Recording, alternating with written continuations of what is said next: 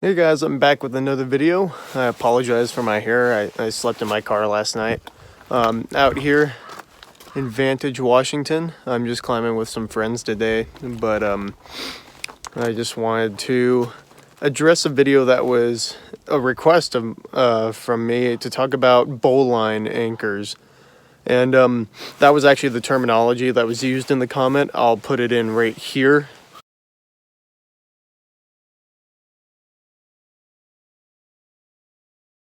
And so if you follow the link that's in that comment, and I'll link it down below too, it's more of a European video that talks about climbing routes in Europe, and they talk about using anchors that involve tying a bowline in your sling. Now, I understand why you called it a bowline anchor, but it's more of building an anchor on a series. At least it's how we would refer to it in America. And we don't really use that method too much here. It's kind of like taking a different ideology towards the anchor, whereas in America we're more about equalizing our anchor together into one main point and using that for our all of our load and all of our anchor. Whereas in that setup they are putting all the load on one point and then using the next point just for a backup of that load. And so you can use that anchor in various places, but you have to have the bolts set up correctly. If you were to set up bolts like that, instead of in America where we have our two bolts in line with each other, it would be more of one bolt lower down and then another bolt up, usually diagonally. So there's sort of in a diagonal, like how you would place ice screws for an ice anchor. And so the idea with that is the lowest bolt is taking all of the load, and then if that happens to fail, you have another one backing it up. So I'm going to talk a little bit more about that with demonstration. I'm just going to use cams that I have loaded up in this crack right here, because again, I can't really find too many of those anchors where I'm at in Washington. But hopefully this answers a few of your questions, and I'll just go more in depth into it. So here I have 3 cams, all placed in a row, 7.5, 0.5, and a 0.4 right here. These are all bomb replacements and a bomber crack. What's kind of funny about this is there's this little chip right here, which I can easily move with my finger, but the rock above and below is super solid. And this isn't even a trad route. I just sort of found some crack. Or this, you know what, this may be a route, but I just sort of found a stack of rocks to do this on. And so starting with your anchor on a series, and this sort of does play into rope anchors, which I'm just going to save for another video. But usually in America, if we're making anchors on a series, we'll use rope or slings, sort of put it all together. So really, I placed my first piece, and then so this first piece is going to be taking most of the load, and then that is going to be my backup. Since it's a 0.4, that's kind of a small cam. If it was like a number 2 or number 3, I would use that on its own. But I already have a really good placement for a 0.5 above it. So what I can do is just clip this carabiner into the sling, just like that. And then I'll flip the carabiner around so the gate doesn't get opened up. You can see that's sort of equalized. I can even just bump this dude up a little bit. And then you can see how that's pretty much equalizing the 2 cams. This technique is referred to as stacking cams. You see this a lot in alpine anchors when you're just moving over more moderate terrain, but you want to have a decent anchor. And so this is a 2-piece fully redundant anchor, super fast. Guides use this all the time. I do this all the time when I'm guiding alpine rock routes, and even straightforward rock climbing routes, just at the end when you're moving over moderate terrain and you're more focused on efficiency and you don't want to build a full anchor. So this is kind of already an anchor in itself, but what the scenario is here is that down here is a full 5th class pitch. Let's say it's like 40 meters, and so 2-piece anchor isn't really going to cut it for that fully technical pitch, so I want to have 3 pieces in my anchor. And in this scenario, I guess I left my cord and whatever slingage I had down there, and I only have my double length sling to sort of work with these pieces. This is where building an anchor in a series could totally come in handy. Alright, so I do apologize for the camera angle here. I'm working with what I have, and I don't really have too much to put the camera like further back from me, and I do need both my hands for this. But right here is my equalized point. You can see the carabiner of the 0.5 right here, and then higher up off screen is my 0.75, which you can't quite see past this thing, but it is there. So if you see me clipping something off, that's my higher piece that I just showed you. You more want to focus on this point anyway. All right, so first thing is, in this scenario, again, I don't have really any of my anchor materials aside from one double length sling, but I'm always going to have an alpine draw or two. So if we're building stuff in a series, I can just unclip this, clip it into my higher cam, and then I can bring it down to my master point. And so I'll talk about equalizing them first. All right, so my master point is going to be this locking carabiner.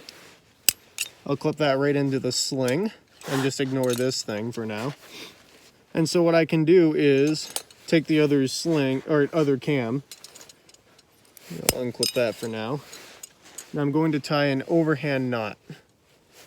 Make that tight, and I'll just roughly eyeball it. You can see how now those two pieces are roughly equalized. And in this case, I would lock this bigger carabiner and use it as a master carabiner, so I can clip myself in with a clove hitch and then clip my ATC in on the same carabiner. Here we go, just to make it more clear. There's my ATC. I'll belay up my friend on that, and then I have my locker for my clove hitch right here.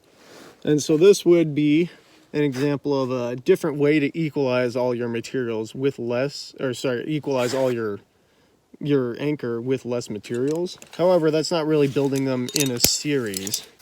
So here's an example of how I could incorporate this 0.75 in a series, where again, I just used the sling, only tied the knot a lot higher. And now it's clipped into the sling of the 0.5, which is clipped into the sling of the 0.4, which is where I'm going to belay off of. So you can see how the idea is, if the 0.4 fails, you have the 0.5 to back it up. And then if the 0.5 fails, you have the 0.75 to back it up. It's kind of an old school way of building an anchor. But if you are really out of luck and you don't have any other anchor materials with you, this still works as a full-on anchor. I think I personally, with how well I place these pieces, I mean, each piece is bomber, so I'd probably just go with the first option I showed you of equalizing the 7.5 all the way down to my master locker. But this could also be an option as well. This is also a good option if your highest piece, in order to get a good piece, you had to go way up there, and then I can just extend this lay all the way down to where it's pretty much equalized on the 0.5. You'll also notice how there's just a little bit of slack here. If I were to untie that knot, the carabiner would hang a bit lower. But in this system, you want to prevent as much shock loading as possible. So it's important to keep everything as tight as you can, because these materials aren't meant for shock loading, and that could jeopardize your entire anchor. So it's very important to keep them all very close together. Another thing that's important to remember when you start stacking your cams like this, if you're new to the cam stacking game, is that cams aren't actually designed to be loaded by this thumb loop right here. So if I put an outward force, if I have this clipped to my anchor and then pull this way, the cam isn't designed to have that sort of outward force. And I don't know any numbers behind it. I'm sure Black Diamond and other companies have broken their cams that way. And from what I understand, it could fail in maybe as little as 3 kilonewtons or something like that. I kind of just pulled that number out of nowhere, but cams just aren't designed to be loaded like that. So when I'm loading these cams, I'm only loading, you see, the sling, which is designed to be loaded in that fashion. And it is the full strength of sling material, which in this case is probably about 20 kilonewtons, or however strong a sling is. The fact that these cams are rated for 15 kilonewtons is more about this stuff. Just keep that in mind while you practice stacking your cams. Okay, so now that I've sort of had that introduction into stacking your cams, if you go back to that European video about how to actually how they suggest tying the two bolts together. They use a double length sling, and they tie a bowline. It would be a bowline on a bite, sort of. I don't know if what the technical name is, but it's best watching the video because I barely know how to do this myself. But you take the two ends, and then you go in, around, bring up the longer end, and then you pass that through that loop. Now the key is to keep it all together. I'm really worried I'm gonna mess this up right now. I did mess it up, didn't I? No, I didn't. Here it is. There we go. That's just not right. There we go. Okay, that took me a couple tries to actually tie it. It's a very new knot for me, and for some reason I just can't really wrap my mind around it. I am working on finding a different way to tie this, or a different knot to tie, that maybe would work a bit, or just the same in this situation. But what they're going for here is really just a small master point that has two loops. And so that's what you get with this. And also kind of a cool part about this is if you pull it sideways, there's no slippage. And so that's another thing that they want. This, you'll also notice in the video how they use locking carabiners. Again, that's kind of your choice based on the environment around you and what level of security you want. However, for the bottom point, since that's critical, I mean, like you're clipped into it and you're laying your friend off of it, I would use a locker for at least that point. Maybe a non-locker for the next point, but I guess if you're thinking about it, if this point fails completely and then you're on the second point, you're going to want a locker there too. So it may actually be nice having two locking carabiners. The knot right here, I'm going to slide up to the top. I'm going to measure out this point from my next piece. There you go. I'll even grab another locker. And of course, the bone is exactly where I don't want it to be.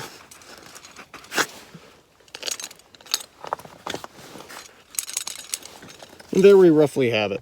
So here's the point. This is my master point. This is where I'm going to clip myself into belay. And then I'm going to also belay my friend off of this point. I got my locking carabiner. And so this is my main section of the anchor. And I have my two stacked cams right here. And so that's my main point. And then I have my backup up here, which would be, and you want this to be slightly loose, so it's not really holding too much of the load, but you don't want it to be so much that it's going to be a huge amount of extension if this main anchor fails. Really, in all reality, I would not use this anchor on a nest of cams. This is more of an anchor for if you have two solid bolts. And so the lower bolt would be set up just like this, and then that's your upper bolt. Would I back up two cams with one cam in real life? No, I would want to probably put in a number one above that and then equalize them the exact same way as I have this. So that way I at least have, you know, two cams backing up two cams. But in all reality, this would not be my first choice if I had this exact setup at the top of a pitch and I had minimal materials to equalize them. If I had minimal materials to equalize two bolts, maybe I'd play around with this. I personally don't really do this that much, and that's just because, you know, the anchors in America a lot of times are two horizontal bolts, and so this method does not lend itself to that idea really all that much.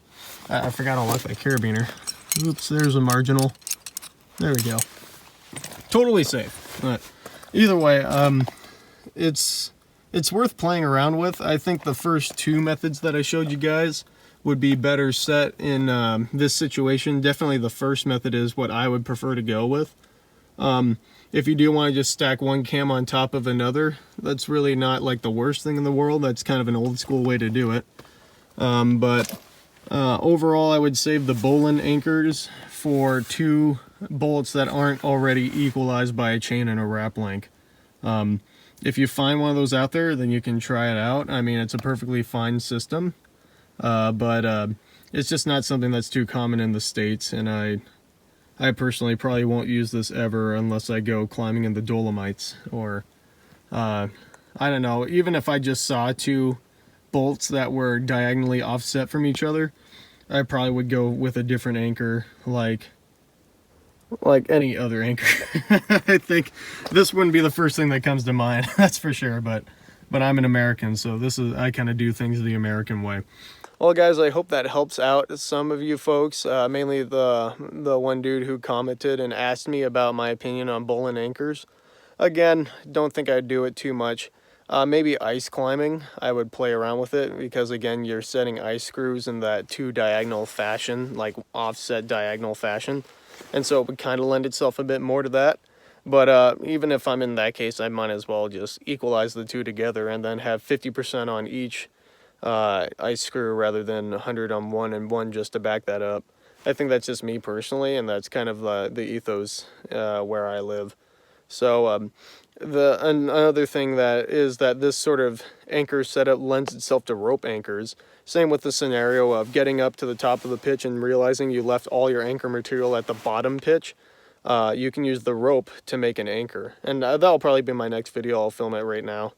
So hopefully that'll give you guys a bit more tools in your toolbox to, just in case you find yourself out there with that sort of situation. So thanks for watching, and I'll see you in the next video.